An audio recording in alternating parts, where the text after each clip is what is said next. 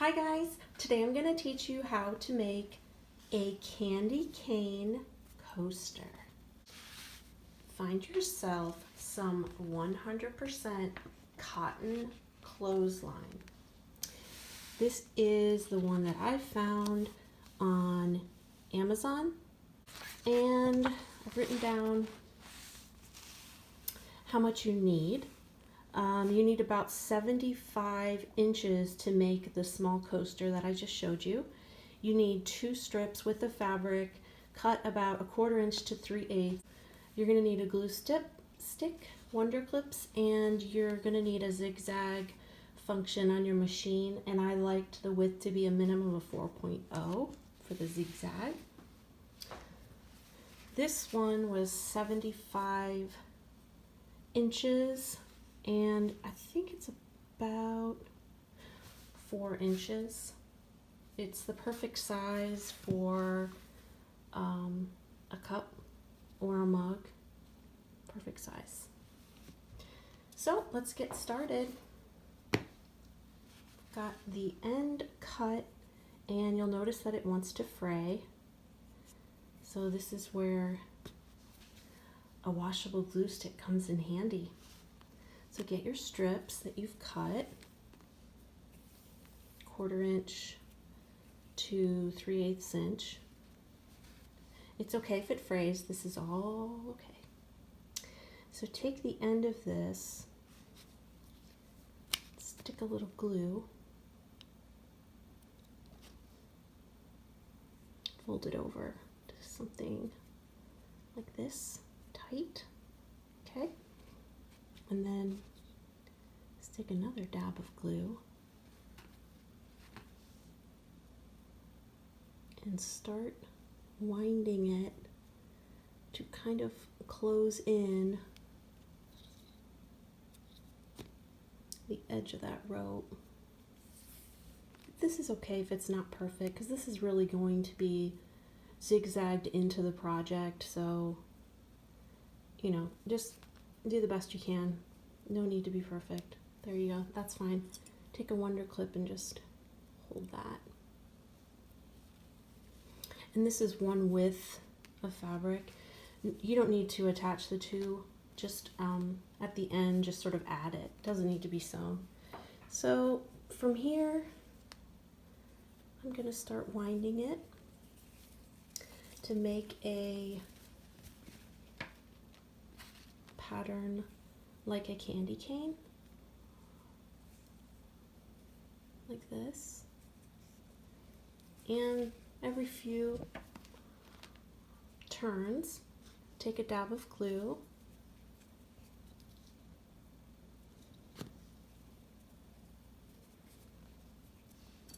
a wonder clip, kind of clip that, and then just keep going.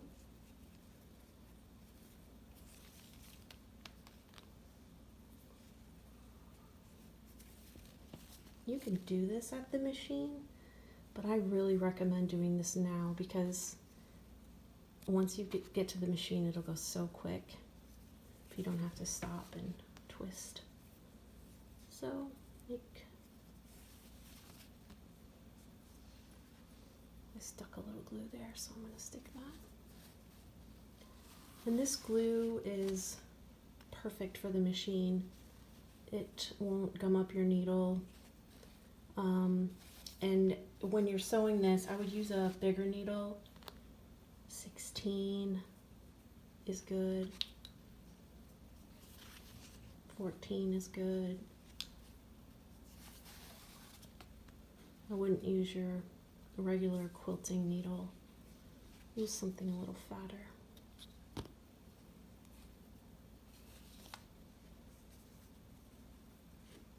So carry on like this, all the way down, and I'll meet you over at the machine.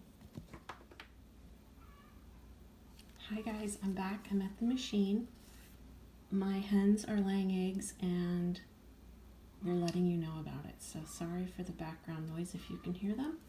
I just changed my needle to a 9014, and it's a thicker heavier duty needle for this type of work. So I put this 1/4 inch strip all the way around it, and when I got to the end I went ahead and I did the same thing that we did at the beginning, where I folded this rope over and I kind of bound it in there, glued it, clipped it. I've taken the clip off of the beginning and it's dried nicely, and this is how we're going to start. So fold it into a circle shape. I think, let's see, that was 1, 2 or 3 times around, and you'll need to stick a pin in it, kind of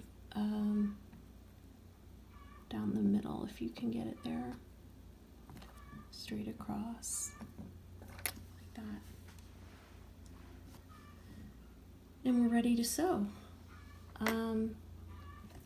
I am going to zigzag stitch. My machine is set at 4.0 width, and that's the minimum. If you can go more than that, it's a little easier to catch both sides, but 4.0, I'll do 4.0 on here because hopefully many of you have that on your machines, and a 1.4 stitch length. I'm going to, stitch here.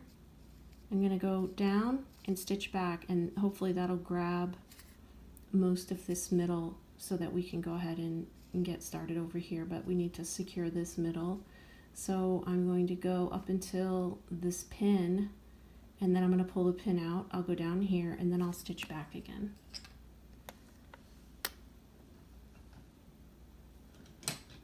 Okay. And oh, one other thing. When you do these kind of rope projects, it's important that your rope is feeding from the right side as opposed to the left side, because if we do it this way, then the circle will kind of build over here, and if you're doing something large, you'll run into the machine. So if you do it this way, you have clearance to do a much larger project.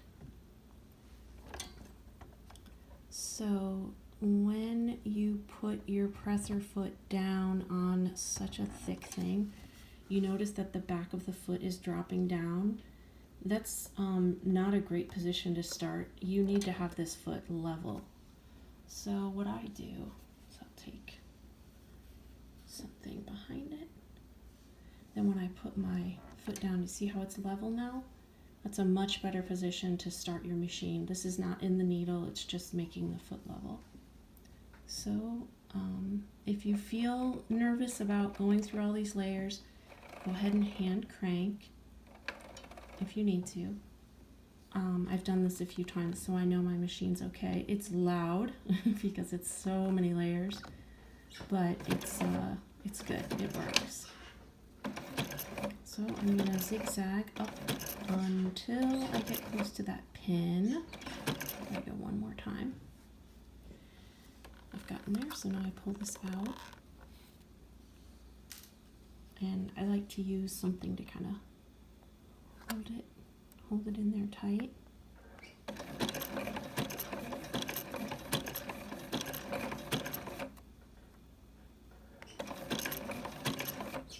Okay, I've made it to the end, and now I need to backstitch to the beginning.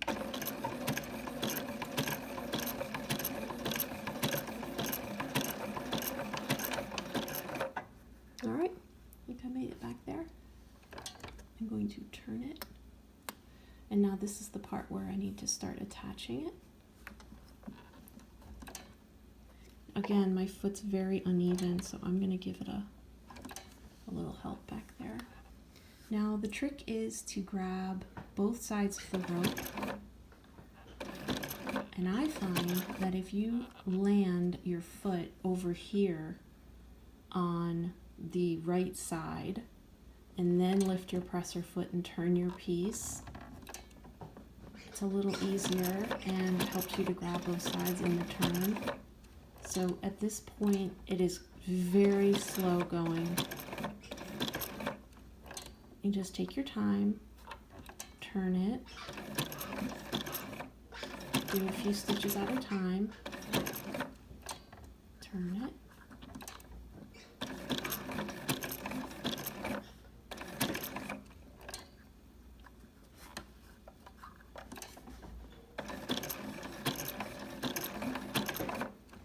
and you'll see it's starting to grow, and it's growing on the left side.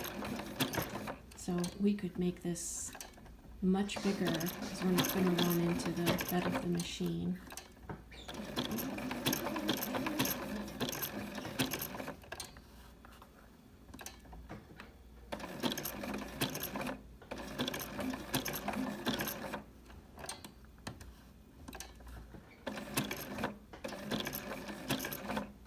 Okay, and you just keep twisting and going and going and going, and this thing will grow for you. I will come back when I've grown it closer to the end. See you in a minute. Okay guys, I've grown it and I've made it to close to the end here, and I will show you how we finish it off.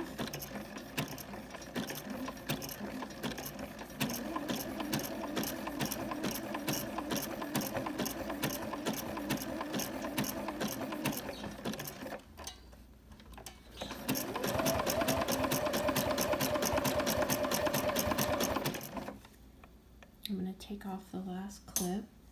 This glue is dry and it's holding it nicely.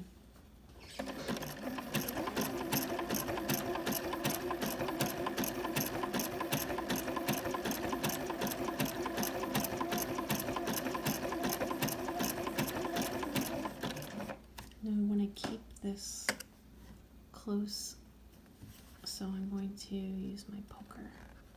Kind of hold it in there.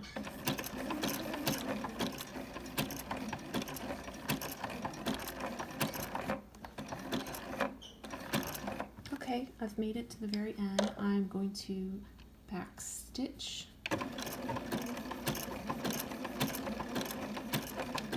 Come forward again. Back stitch. And I think we're pretty good. Break thread.